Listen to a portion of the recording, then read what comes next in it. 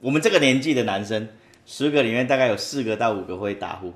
啊，打呼的人当中呢，1/10会造成呼吸的停止啊，那就叫睡眠呼吸中止。那主要是因为呼吸道这一边的阻塞狭窄哦。那从脸型实际上就可以看得出来了。那我就是这个标准会打呼的脸型哈、哦，那就是肥胖，下巴比较短，脖子比较粗，从外观上面看起来就会了。现在刘医师就比较不会的脸型哈、哦。那这个呼吸会停止呢，不是每个人都会发生。那你可以从打呼声里面，实际上就可以做一个辨别哦，所以从打呼声就听得出来。对，这个我很擅长模仿这个打呼声哈。那我们可以来示范一段。如果你旁边的枕边人他的打呼声是这个样子，这个就是没有呼吸停止的打呼声。那如果他的打呼声是这个样子，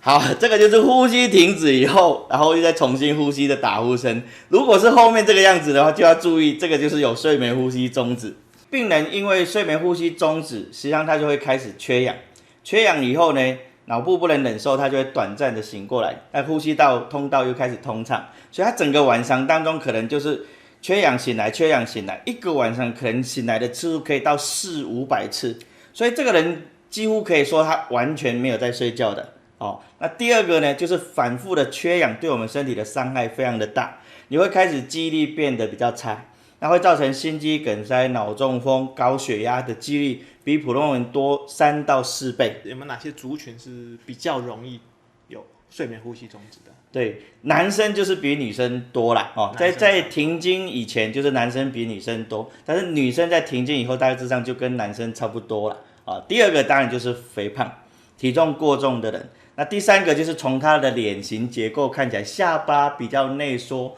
比较短的，哦，脖子比较粗的。那再来就是这个喉咙上呼吸道的空间，它的软腭比较长，然后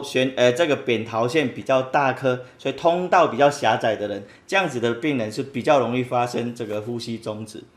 当我们警觉到这个事情，然后去找医师的时候，医师会做什么样的确定诊断的方法 ？OK。所以医师会除了从外观上的评估以外呢，我们就会安排一个叫睡眠检查，就要在睡眠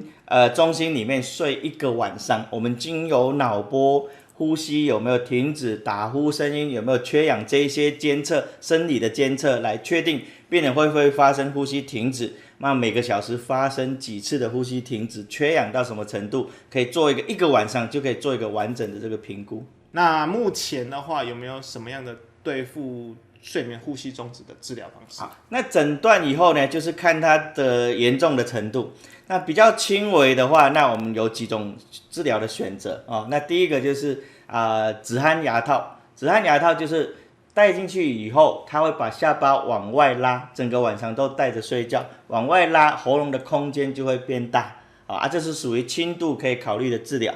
那第二种呢，它如果是软腭很长，或者是扁桃腺很大，那我们就是一个拓宽的工程嘛，把它修剪，把这个扁桃腺摘掉，让通道变大啊，这个也是属于轻度到中等程度可以考虑的治疗。那如果比较严重的话呢，就要用这个机械式的方式，就是要带一个正压呼吸器来把这个整个通道给它撑开。那所谓的这个正压呼吸器长得就是这个样子，